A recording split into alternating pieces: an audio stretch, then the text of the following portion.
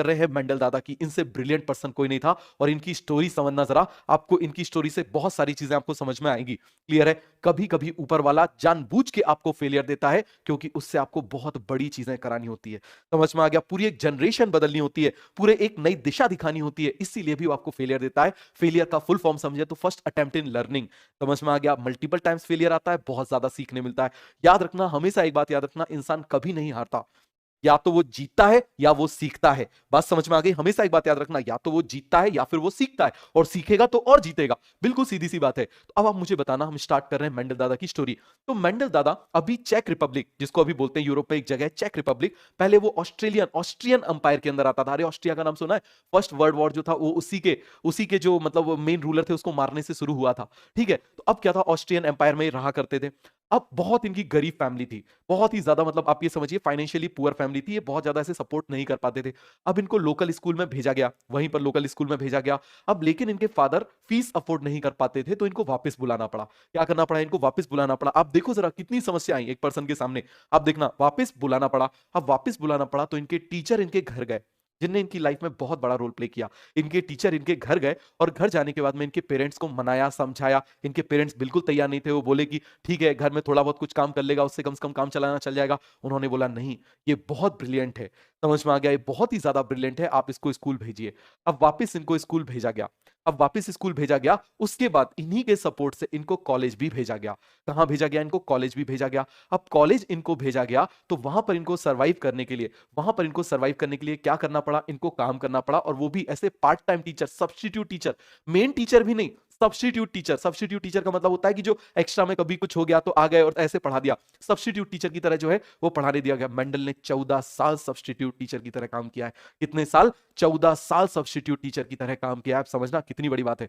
समझ में आ गया? मतलब मेन टीचर भी नहीं बन पाए। कोई यदि और पर्सन होता, सोचता मैं 14 साल से सब्स्टिट्यूट हूं, आप देखो जरा, मतलब मेन प्लेयर भी नहीं बन पाए। आप ये समझो जरा, मेन टीचर भी नहीं बन पाए। अब क्या हुआ? ऑस्ट्रियन एम्पायर में सब कुछ तख्ता पलट हुआ। तख्ता पलट हुआ, नई गवर्नमेंट आई। और जब नई गवर्नमेंट आई, अब स्टोरी समझना इन सभी की, क्योंकि आपको जब तक आप बैकग्राउंड नहीं समझोगे, आप उस पर्सन की मानसिक स्थिति नहीं समझोगे, तब तक आप उसके कॉन्सेप्ट को नहीं समझोगे कि आखिर ऐसा क्यों। समझ में आ गया? तो इसीलिए उसको बिल्कुल समझना बहुत ज्यादा जरूरी है। ठीक है? तो अब क्या हुआ कि भाई 14 साल ये पढ़ाते रहे, और तभी क्या हुआ, ऑस्ट्रियन एम्पायर में तख्ता पलट हो गया, और वहां पर जो रूलर्स थे वो चेंज हो गए। अब उन्होंने क्या किया? उन्होंने एक सिंपल सा ये रूल ला दिया कि भाई जो भी उस समय ये बहुत ज्यादा फेमस था, ऑस्ट्रियन एम्पायर बहुत ज्यादा फेमस था यूरोप में, यूरोप का काफी कल्चरल कैपिटल हुआ करता था। समझ में आ गया? तो अब क्या हुआ कि वहां पर उन्हें यह रूल ला दिया कि जिसको भी पढ़ाना है उसको एक टीचिंग के लिए एक एग्जाम देना चाहिए। अभी तक जो टीचिंग चला करती थी वो विजडम के बेसिस पे चलती थी। आप देखो जितने पुराने टीचर्स हैं उनके पास कोई डिग्री नहीं हुआ करती थी। यही वो लोग हैं जिनने सबसे पहले डिग्री को वो किया। आप मुझे बताओ, अदरवाइज पहले डिग्री पे नहीं होता था, विजडम पे होता था। अब इसके बाद नॉलेज को फोकस किया जाने लगा कि आपके पास डिग्री है मतलब आप काम के हो। समझ में आ गया? तो अब क्या हुआ, इन्होंने उसके एग्जाम के लिए अपियर हुए, लेकिन ये फेल हो गए। क्यों? बिकॉज इनको एग्जाम से डर लगता था, इस वजह से ये फेल हो गए। तो याद रखना, आपको डर लग रहा है तो कोई बड़ी बात नहीं है, मेंडल को भी डर लगता था। समझ में आ गया? मेंडल को भी डर लगता था। इस बात को आप समझना, आप अकेले नहीं हो जिसको एग्जाम से डर लगता था, मेंडल को भी डर लगता था। और मेंडल क्या हो गए, उस एग्जाम में फेल हो गए, और बहुत ज्यादा डिप्रेशन में चले गए, और बहुत ज्यादा डिप्रेशन में जाके वापस अपने घर लौट के आ गए। और जब लौट के आए तो इनके पास खाने कमाने के लिए कुछ भी नहीं था, कुछ भी नहीं था। तो इनने सोचा कि चलो मैं क्या करूं, इनको कोई सोर्स ऑफ इनकम भी दिखाई नहीं दे रही थी। तो ये एक मोनेस्ट्री में जाके रहने लगे, एक चर्च में जाके रहने लगे, एक मोनेस्ट्री में जाके वहां रहने लगे। अब जो मोनेस्ट्री में जहां जाके रहते थे, वहां के जो सीनियर थे, जो सीनियर मॉन्क थे, उनने देखा, उनको लगा कि ये पर्सन ब्रिलियंट है, क्योंकि वो तब तक विजडम की कदर किया करते थे, नॉलेज की नहीं। तो इन्होंने उनको वापस पढ़ने के लिए कहां भेजा? यूनिवर्सिटी ऑफ वियना भेजा। कहां भेजा? University of Vienna. ये देखो स्टोरी, केवल उस पर्सन को आप जान तो जाओ। समझ में आ गया? पढ़ना तो चलो ठीक है, लेकिन पढ़ाई को आप जब तक पढ़ाई में इंटरेस्ट नहीं लाओगे, आपको पढ़ाई में मजा नहीं आएगा, तब तक सिलेक्ट नहीं होगे। अब वियना में गए, और मजे की बात है, आपको मालूम है वियना में ये पढ़ने गए, और इनके प्रोफेसर कौन थे? कोई गैस कर सकता है? इनके प्रोफेसर थे क्रिश्चियन डॉपलर। अरे नाम सुना है डॉपलर इफेक्ट का? बहुत ही बड़े फिजिक्सियन है। आप मुझे बताइए जरा, कौन? Christian Doppler. समझ में आ गया? और दूसरे थे इनके फ्रेंड्स अल्नर। क्लियर है? आपको नाम याद रखने की जरूरत है। इंगर बोलते हैं, इंगर, इंगर, UNGR, अंगर बोल देते हैं, फ्रैंक अंगर। ये बॉटनिस्ट थे, और फिर वो कौन थे? वो फिजिक्स पढ़ाया करते थे। और वो क्या कर रहे थे? नेचुरल फिनोमिना, आपने डॉपलर इफेक्ट को पढ़ा है, आवाज आ रही है तो स्पीड पता लगाओ, जा रही है तो स्पीड पता लगाओ, अरे है कि नहीं? तो वो नेचुरल फिनोमिना को मैथमेटिकली एक्सप्रेस करने की कोशिश कर रहे थे। आप समझ नजर, क्या कर रहे थे? नेचुरल फिनोमिना, जो आवाज है नेचुरल फिनोमिना है, आवाजें आ रही है, और ये आवाज कैसे आ रही है, इसको मैथमेटिकली कैसे एक्सप्रेस करें, तो इस पे कौन वर्क कर रहे थे? डॉपलर। तो यहां पर मेंडल ने डॉपलर के अंडर वर्क किया और उन्होंने सीखा, उन्होंने पूरी स्टैटिस्टिक्स को सीखा, मैथमेटिक्स को सीखा कि किसी भी नेचुरल फिनोमिना को, एक्सपेरिमेंटेशन को, किसी भी एक्सपेरिमेंटेशन को कैसे नोट किया जाता है, क्या किया जाता है, ये सब कुछ उन्होंने सीखा। और दूसरी तरफ जो फ्रेंड्स थे, समझ में आ गया, उनसे उन्होंने, वो बॉटनिस्ट थे, वो कौन थे, बॉटनिस्ट थे, और वो समय प्लांट ब्रीडिंग पे काम कर रहे थे, सुपीरियर वैरायटी बनाने की कोशिश कर रहे थे। तो प्लांट ब्रीडिंग मेंडल से पहले, हजारों साल पहले से चला आ रहा है। ऐसा नहीं है कि मेंडल ने सबसे पहले प्लांट ब्रीडिंग प्रोग्राम को इंट्रोड्यूस कर दिया। समझना जरा, अरे सभी को अच्छे समझ में आया, तो उनसे वो सीखे और फिर वहां से वापस लौट के आए, मोनेस्ट्री में आ गए। अब जब वो मोनेस्ट्री में लौट के आ रहे थे, तभी उनके पड़ोस में उन्होंने एक चीज देखी। उन्होंने क्या ऑब्जर्व किया कि एक लैब्राडोर है। समझना जरा, एक लैब्राडोर है और एक डॉग होता है डूडल। एक डॉग होता है डूडल, एक डॉग है लैब्राडोर और एक डॉग है डूडल। चलो मैं आपको दिखाता हूं, समझ में आ गया? तो देखो जरा जल्दी से, एक मैं किसकी बात कर रहा हूं, लैब्राडोर की, और एक मैं किसकी बात कर रहा हूं, डूडल की। देखना जरा, लैब्राडोर तो आपने देखा होगा, अरे लैब्राडोर तो आपने देखा है, लैब्राडोर आपने देखा होगा। ये देखो जरा, ये लैब्राडोर आपने देखा है, वर्ल्ड का सबसे फेमस, सबसे ज्यादा पॉपुलर डॉग ब्रीड होती है। देखो लैब्राडोर देखा है, ये देखो जरा लैब्राडोर देखा है, ये लैब्राडोर। और लैब्राडोर, दूसरी तरफ हम किसकी बात कर रहे हैं, डूडल की। ये भी एक डॉग ब्रीड है, डूडल। समझना जरा, ये हम किसकी बात कर रहे हैं, डूडल। रुक जाओ जरा, डूडल डॉग डाल दें, ये आ गया। देखो जरा, आपने देखा होगा डूडल, आपने देखा होगा, देखो कितना क्यूट सा है। समझ में आ गया, कितना क्यूट सा है। अब इसी क्यूटनेस पे लैब्राडोर का दिल आ गया, इसी क्यूटनेस पे क्या हो गया, लैब्राडोर का दिल आ गया। और लैब्राडोर का दिल आ गया तो पता चले क्या हो गया, इन दोनों को प्यार हो गया और इनका बच्चा पैदा हुआ। अब जब इन दोनों का बच्चा पैदा हुआ, समझना जरा, थोड़ा सा कॉन्सेप्ट को अच्छे से समझना, मेंडल कैसे कैसे गया, देखो जरा। तो अब क्या हुआ, लैब्राडोर, अब यहां पर हम कर देते हैं एंड लैब्राडोर क्रॉस। ये देखो जरा, जब इन दोनों को ऐसे क्रॉस करा दिया, जब इन दोनों को ऐसे क्रॉस करा दिया, तो इन दोनों के बीच का ऐसा एक बन गया, ये एक ये हाइब्रिड बन गया। समझ में आ गया? इसको लैब्राडूडल बोल देते हैं। क्या बोल देते हैं, लैब्राडूडल बोल देते हैं। ठीक है, तो अब ये उसके दिमाग में आया कि यार, एक लैब्राडोर है और एक डूडल है, दोनों का क्रॉस हो गया तो कुछ मिला। ठीक है, कुछ ऐसा उसको मिला। अब क्या हुआ कि वापस, अब ये लोगों को बड़ा अच्छा लगा। समझना जरा, ये लोगों को बड़ा, देखो कितना क्यूट सा लग रहा है कि नहीं लग रहा, कितना क्यूट सा लग रहा है। तो आप मुझे बताना, ये बड़ा क्यूट सा लग रहा है, तो अब इसकी तरफ ध्यान गया, लोगों का भी ध्यान गया कि भाई एक नया बन गया, तो इसको वापस क्रॉस कराया गया। इसको वापस क्रॉस कराया किसी और डॉग से, तो वापस लैब्राडोर और डूडल मिल गए।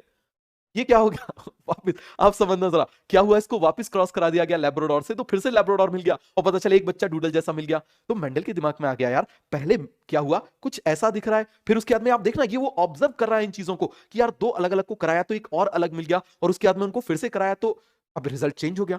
ये क्या हो गया, तो अब ये तो डॉग्स बड़े महंगे थे, मेंडल इनको अफोर्ड कर नहीं सकता था।